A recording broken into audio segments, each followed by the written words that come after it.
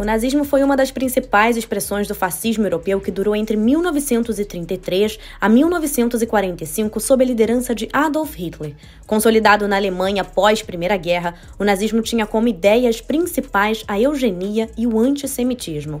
Apesar de ter sido derrotado em 1945, as ideias de Hitler estão vivas até hoje, sobretudo no Brasil. O chamado neonazismo, com o prefixo neo do latim, que significa novo, é um movimento que está associado ao resgate do nazismo.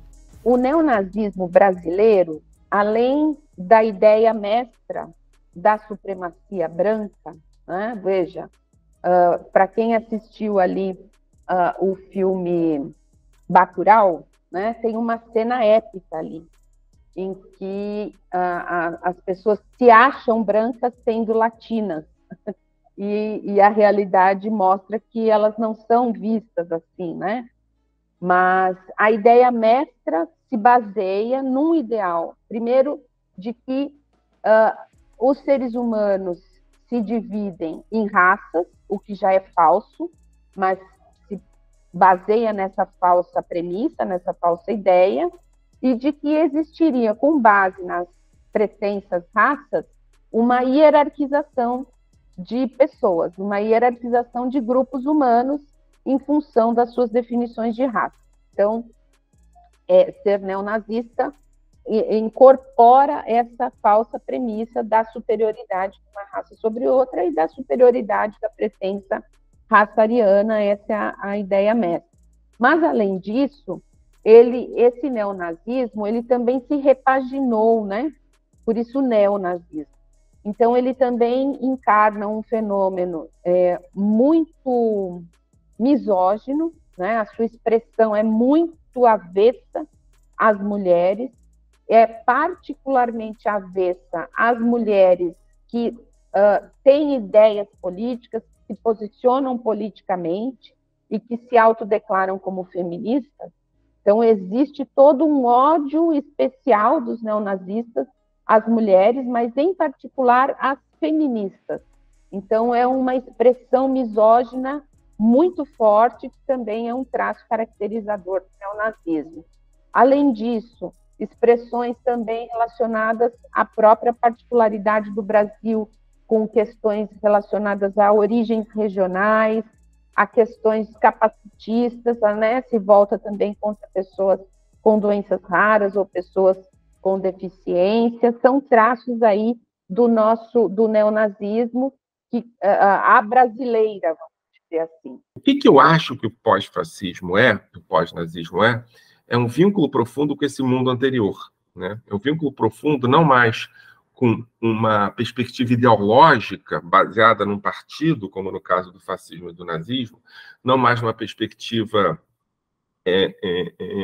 estabelecida a partir de uma lógica da personalidade autoritária ou somente da estética dos grandes movimentos que vão tentar se emplacar no pós-guerra, mas é uma perspectiva política baseada em dois elementos principais. O primeiro elemento é o elemento da gramática, tem uma gramática, uma forma de ler o mundo, né? E essa forma de ler o mundo se estabelece a partir de uma perspectiva pós-fascista, ou seja, a tentativa de você recuperar uma subjetividade e se estabelecer a partir dessa subjetividade. Essa subjetividade tem uma forma de ler o mundo, né?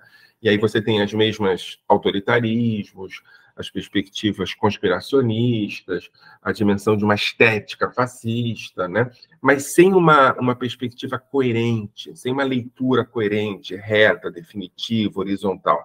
É uma coisa meio caótica, que se estabelece a partir de lideranças caóticas e que se constituem a partir de uma lógica que é uma lógica de extrema-direita, mas que não necessariamente está dialogando com o fascismo de maneira direta, está dialogando com sentimentos morais. A história do nazismo no Brasil é antiga. Durante 10 anos, o Partido Nazista se estabeleceu no país de forma legal e disseminou ideais totalitários e antissemitas nos jornais, eventos e até mesmo em escolas da comunidade alemã. Ele só foi proibido em 1938, com o golpe do Estado Novo de Getúlio Vargas, que dissolveu os partidos políticos. O Brasil foi o local que mais teve adeptos do Partido Nazista, teve o maior partido nazista em termos quantitativos, né, de número de membros, fora da Alemanha nazista. Na época da Segunda Guerra Mundial, em que o Partido Nazista estava em ascensão na própria Alemanha, houve um certo flerte histórico do Brasil, então, comandado pelo presidente Getúlio Vargas, e durante esse flerte, vamos dizer assim, houve uma certa aproximação, tanto do ponto de vista de acordos de cooperação empresarial, quanto mesmo de acordos políticos e até mesmo culturais. Vários estados brasileiros, e aí a gente entende um pouco a temática do sul do Brasil, tiveram partidos nazistas legalizados. Durante 10 anos, o partido nazista foi legalizado no Brasil, do ano de 1928 a 1938, houve um funcionamento regular do partido nazista. Depois ele caiu na clandestinidade, mas àquela altura já haviam muitos diretórios em muitas cidades do interior do Brasil. O estado de Santa Catarina é um exemplo, né? Pequenas cidades, às vezes, que tinham um diretório do partido nazista. Houve também um afluxo, né? Durante esse período em que o nazismo ainda não era proscrito, o Brasil recebeu vários integrantes do partido nazista alemão para disseminação da cultura nazista. E, como se sabe, a cultura nazista é uma cultura de supremacia branca, uma cultura, por definição, racista, é uma cultura, por definição, uma cultura de ódio.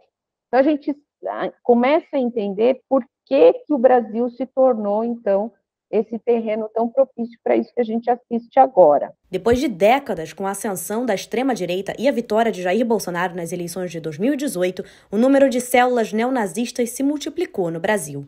Segundo um monitoramento feito pela antropóloga e doutora da Unicamp, Adriana Dias, o número de células passou de 72 em 2015 para 1.117 em 2022. O Bolsonaro vai dizer que o nazismo foi um evento produzido por uma liderança muito respeitável, né? Ele dizia que admirava Hitler por sua capacidade de general. E assim por diante. Bolsonaro coloca o Brasil numa espécie de vitrine da extrema-direita internacional. E ele faz isso a partir de uma estratégia de transformar o Brasil num lugar de reunião da extrema-direita, de reunião da perspectiva da extrema-direita. O Bolsonaro percebe, né? Não se esqueça que Bolsonaro foi eleito, 2 anos depois o Donald Trump perde as eleições, né? Então, Bolsonaro se percebe como uma grande liderança do mundo da extrema-direita. E começa a se articular para que, efetivamente, o Brasil seja a grande referência da extrema-direita no mundo, e dentre grupos de extrema-direita também os neonazistas, né? E aí isso é feito de maneira muito pensada, muito estratégica, né? O Bolsonaro realmente quer criar uma Disneylândia de extrema-direita, neofascista e neonazista no Brasil. Isso é feito de maneira pensada, porque é uma forma que o Brasil tem de se ocupar na perspectiva política que surge a partir de 2018. De acordo com uma reportagem veiculada na revista Piauí de maio desse ano, Santa Catarina lidera o avanço do neonazismo no Brasil. De 2021 para 2022, o número de grupos neonazistas identificados em terras catarinenses mais do que dobrou. São 320 células ativas, o que representa mais de 1/4 dos 1.117 grupos catalogados no país. Apenas em Blumenau, cidade de 365 mil habitantes, são 63 grupos. Só perde para São Paulo, a capital, com 12 milhões de habitantes e 96 células neonazistas. Os dados fazem parte de um monitoramento realizado pela antropóloga Adriana Dias.